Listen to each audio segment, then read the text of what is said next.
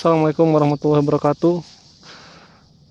Kali ini saya berada di wilayah Dusun Citerep, Kecamatan Sukasari, Kabupaten Sumedang.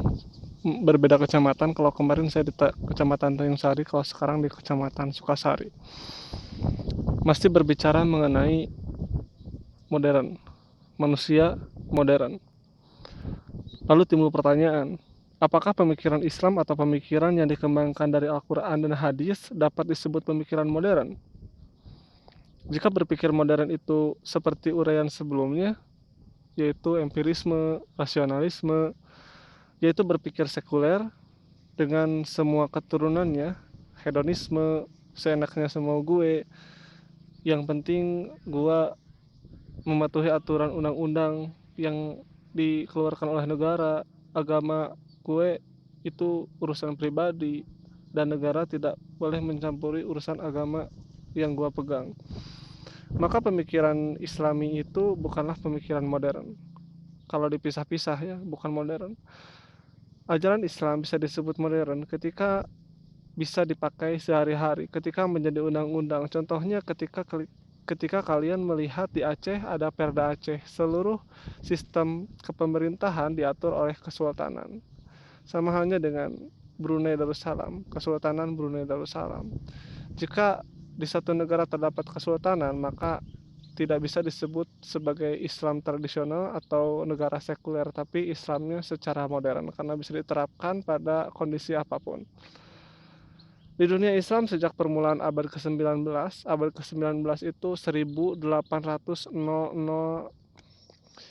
dikembangkan modernisasi. Ternyata kesimpulannya ialah pemikiran Islam itu selain mengacu kepada kebenaran wahyu, kebenaran yang diturunkan Allah Subhanahu wa taala kepada utusannya Rasulullah dan Nabi yang menggunakan pemikiran rasionalisme. Juga menggunakan pemikiran rasionalisme, bukan hanya wahyu yang diturunkan untuk dipercayai oleh seluruh umat, namun wahyu di dalamnya terdapat rasionalisme juga, terdapat empirisme juga. Kenapa dalam Al-Quran, dalam wahyu terdapat rasionalisme supaya dapat diterima oleh kalangan orang modern? Kenapa di dalam Al-Quran terdapat empirisme supaya dapat dibuktikan oleh kaum saintifik, oleh kaum sains, oleh kaum ilmuwan?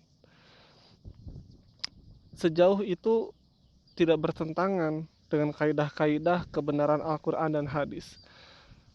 Di Al-Quran ada, di hadis ada, empirismenya ada, rasionalismenya ada. Semuanya tercangkup di dalam wahyu. Islam modern itu adalah mazhab pemikiran yang mengintegrasikan kebenaran Al-Quran. Islam modern telah menemukan beberapa tafsiran yang ada di dunia ini. Entah itu mengandung rasionalisme, empirisme, atau humanisme, seluruhnya ada di dalam Al-Quran. Jika Al-Quran itu dikaji lebih dalam dan dibaca tafsir-tafsirnya satu persatu. Ada tafsir sains, ada tafsir secara sosial, ada tafsir secara filosofis. Dalam Al-Quran itu lengkap. Tinggal kamu mau mencari apa, ada semuanya di dalam Al-Quran. Dalam gerakan modernisasi Islam yang ditonjolkan ialah representasi Al-Quran dan hadis. Maka terjadilah beberapa perubahan dalam fikih Islam. Fikih itu adalah aturan-aturan yang diberlakukan bagi orang-orang muslim supaya dapat menjalani kehidupannya sehari-hari. Kalau tanpa fikih, manusia tidak akan bisa hidup beraturan. Kalau tanpa fikih, manusia akan hidup dengan sekularisme dengan sekuler, dengan keterpisahan antara aturan negara, aturan sehari-hari dengan aturan agama.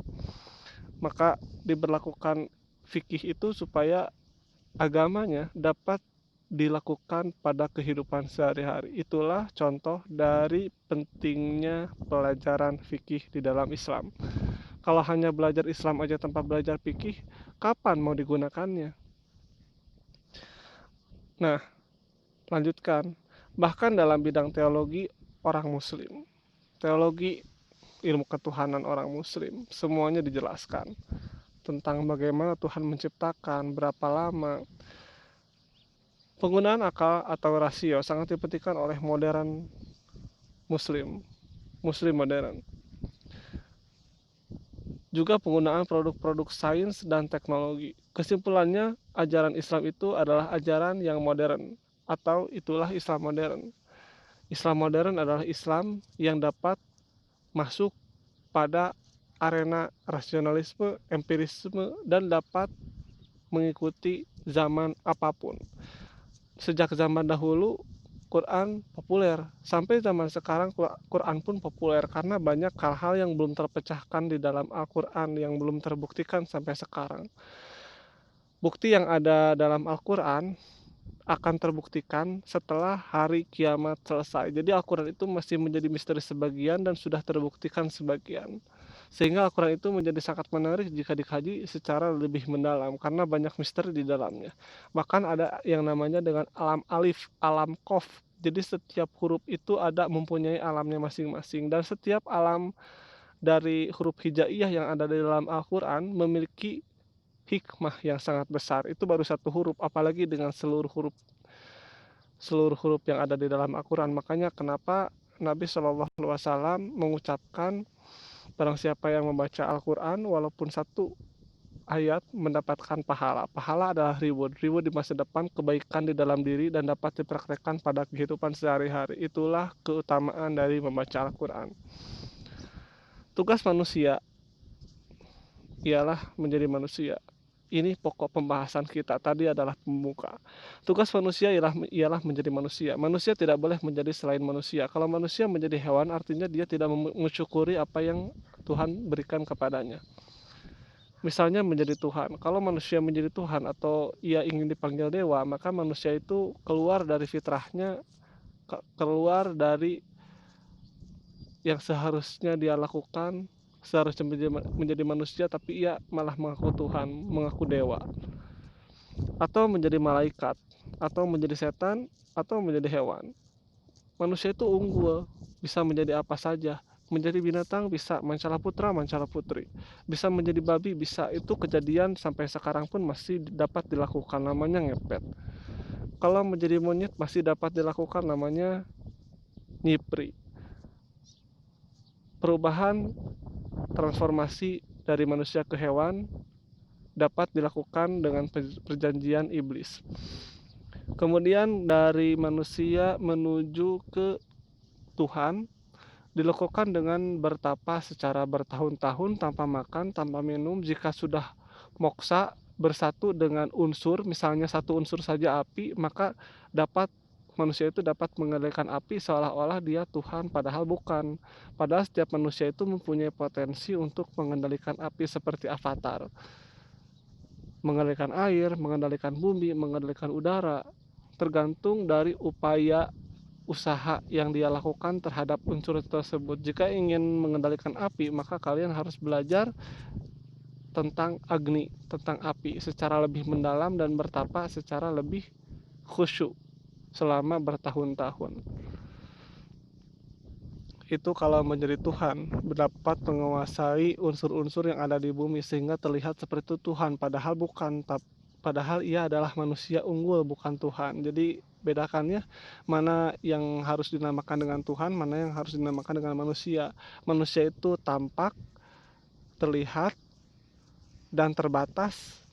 Kalau Tuhan tidak terbatas, kenampakannya juga. Karena kita terbatas, maka kita tidak bisa melihatnya. Kalau kita sudah tidak terbatas, artinya kita telah lepas dari jasad ini dan menuju alam yang lebih sempurna, maka kita akan bisa melihat Tuhan. Karena Tuhan itu tidak bisa dilihat di alam materi ini, karena alam materi ini terbatas. Kalaupun dapat dilihat, yang melihat bukanlah jasad indera yang ada di sini, tapi indera batin. Seperti waktu Muhammad SAW pergi Isra Mi'raj. Atau menjadi malaikat. Manusia pun bisa menjadi malaikat. Seolah-olah manusia melihat manusia yang terbang, orang-orang memanggil dia adalah malaikat. Padahal bukan. Malaikat itu sifatnya nur, sifatnya cahaya, tidak bisa terlihat. Kalau bisa terlihat, manusia punya sayap, itu namanya bukan malaikat, tapi manusia dengan sayap. Kalau manusia mempunyai kecepatan cahaya seperti yang diceritakan oleh malaikat, itu juga bukan malaikat, itu adalah manusia bersayap dengan kecepatan cahaya. Upaya manusia dapat melakukan seperti itu ada kalau dilatih terus-menerus, dan kita tidak boleh menganggap manusia sakti seperti itu malaikat. Tidak, karena malaikat itu sifatnya cahaya dan tidak bisa disamakan dengan yang namanya manusia. Kemudian manusia menjadi setan. Manusia bisa menjadi setan dengan syarat membuat perjanjian kepada iblis, menjual jiwanya kepada iblis dengan beberapa persyaratan ilmu hitam yang dia lakukan. Ilmu hitam. Atau bisa menjadi hewan, ya tadi bisa menjadi harimau, babi, atau monyet. Untuk menjadi manusia ternyata tidaklah mudah. Manusia harus menjalani kehidupannya pada jalan manusia. Jalan manusia ini apa saja kita akan lihat. Manusia harus memilih dari sekian banyak jalan kehidupan itu. Banyak sekali jalan kehidupannya. Ada beberapa aliran. Ada aliran agama, aliran sekularisme, aliran rasionalisme, empirisme, hedonisme. Aliran manapun banyak.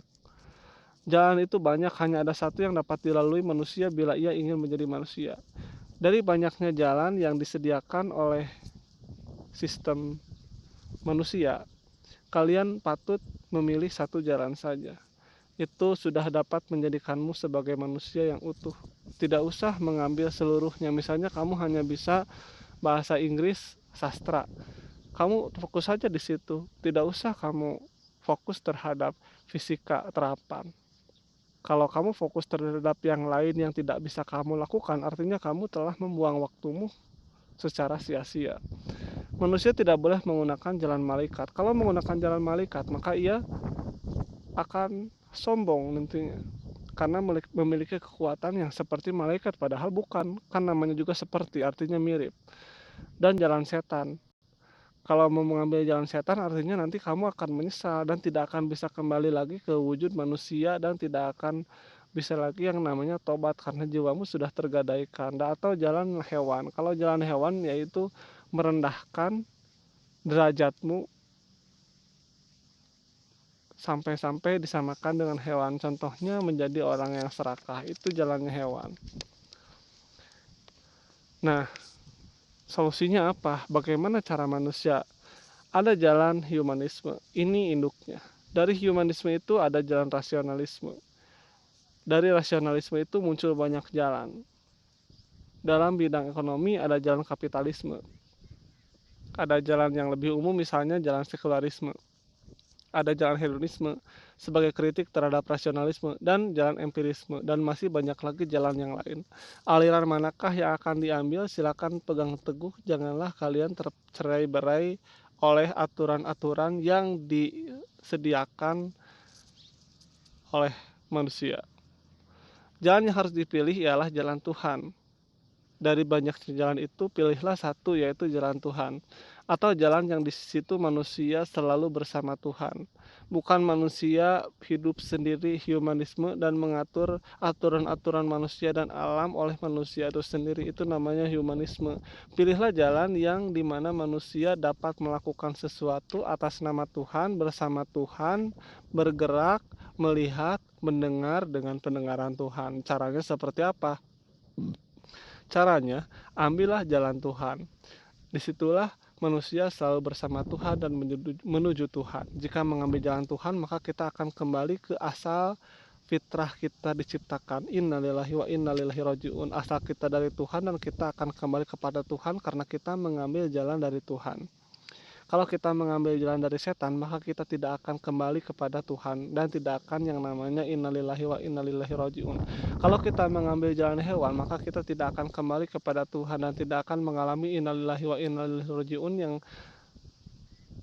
sangat seram sekali jika dibayangkan. Adalah manusia akan musnah di tengah jalan tanpa dibangkitkan karena mengambil jalan hewan. Karena Tuhan itu maha mengetahui arti maha pintar. Maha pintar itu artinya tidak pernah salah. Jadi kalau Tuhan membuat jalan, maka jalan itu pastilah benar. Tuhan sudah membuat jalan, artinya jalan Tuhan itu agama, wahyu. Jika tidak dilaksanakan, maka kamu akan merasakan kerugian yang sangat, dan kamu pun akan menyesal. Dan penyesalan itu tidak bisa digantikan karena sudah terlambat. Kamu sudah tahu jalan Tuhan itu benar, namun kenapa masih tidak mau diambil? Kamu masih menggunakan jalan setan, jalan hewan, jalan malaikat secara berlebih-lebihan. Ambillah jalan manusia. Jalan manusia itu dititipkan oleh Tuhan melalui Rasulnya. Rasul itu manusia, makanya harus kita ikuti adalah manusia. Rasul Nabi itu adalah manusia, maka kita harus mengikuti aturan Nabi. Itulah mengapa kita diciptakan menjadi manusia, karena Nabi kita, Rasul kita adalah manusia. Kalau Nabi dan Rasul kita adalah malaikat, maka kita berhak untuk mengikuti jalan malaikat. Janganlah seperti itu. Ikutilah jalan manusia, karena Rasul terakhir kita adalah manusia. Jadilah manusia, jangan jadi setan. Nah, jika orang berjalan pada jalan itu, ia tidak akan tersesat, sebab jalan Tuhan itu adalah jalan yang lurus, tidak berbelok-belok, tidak berkelok-kelok, tidak pula PHP, pemberi harapan palsu. Harapannya asli dan akan terjadi pada yaumil akhir. Ketika jalan itu ditunjukkan kepada manusia, banyak manusia menolaknya. Kenapa menolaknya? Karena belum terbuktikan, belum terasakan, dan kebanyakan dari manusia menolaknya. Kenapa? Karena mereka tidak terketuk hatinya, tidak berefek kepada kehidupan sehari-harinya. Bukan tidak terefek, bukan tidak terketuk, tapi belum terketuk.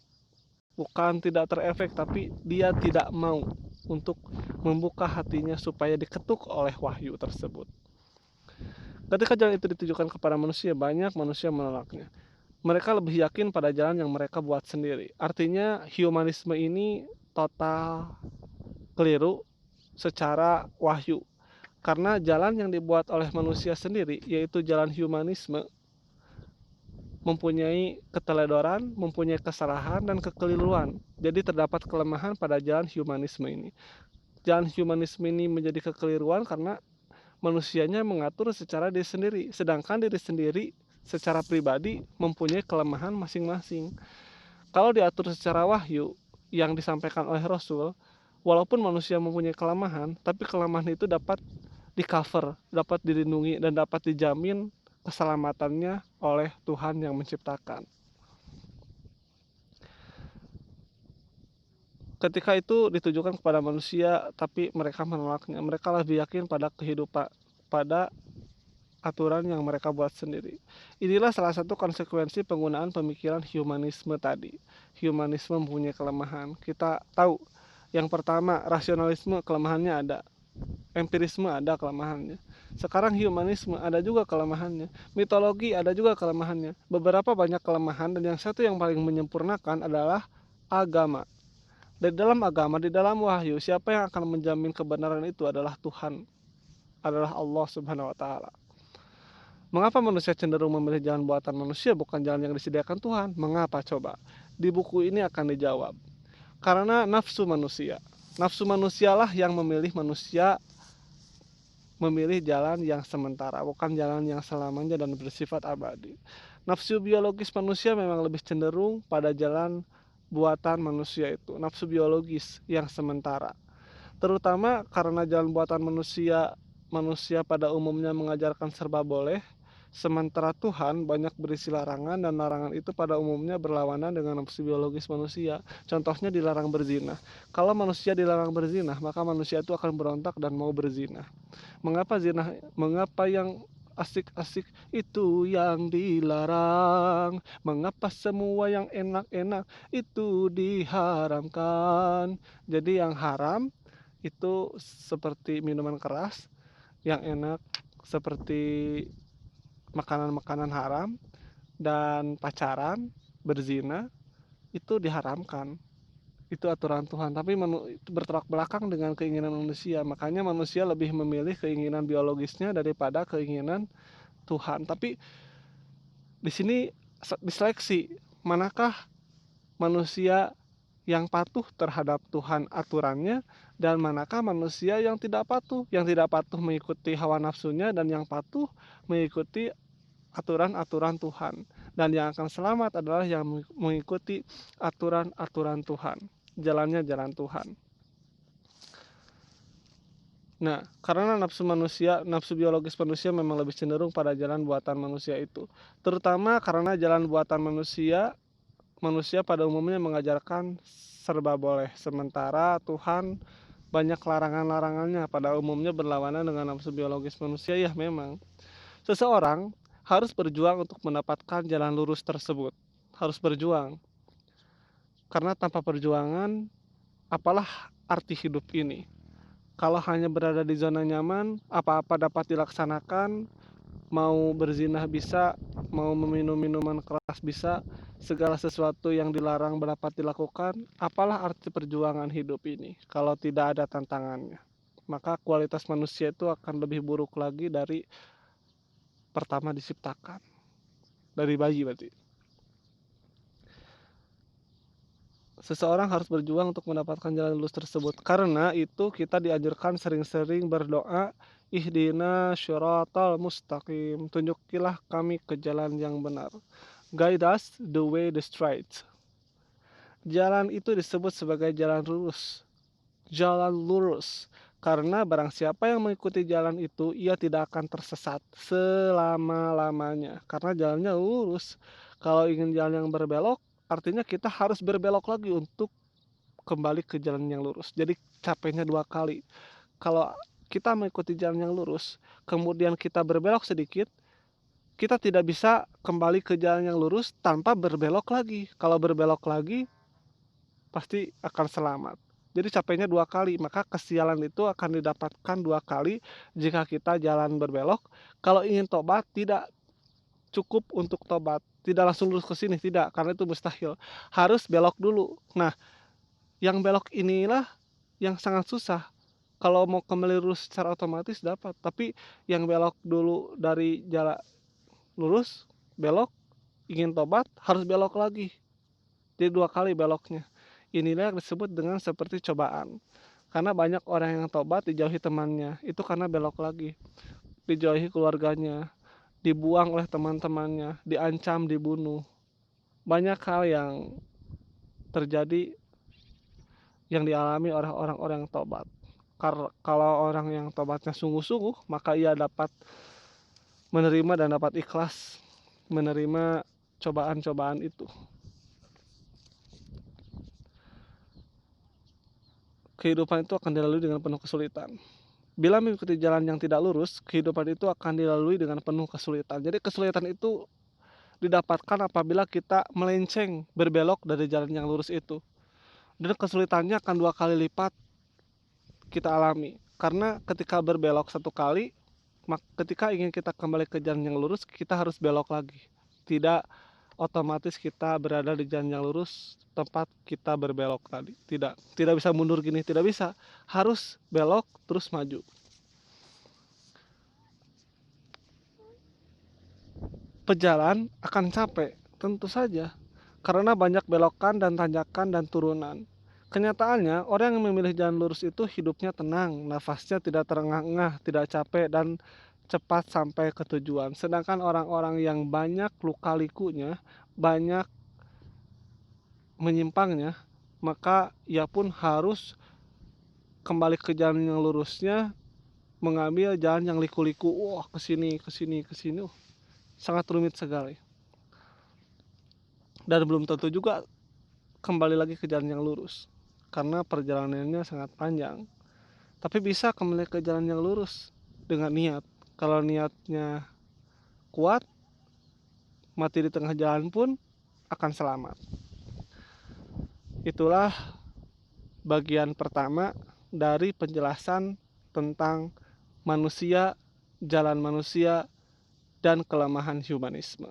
Terima kasih. Wassalamualaikum.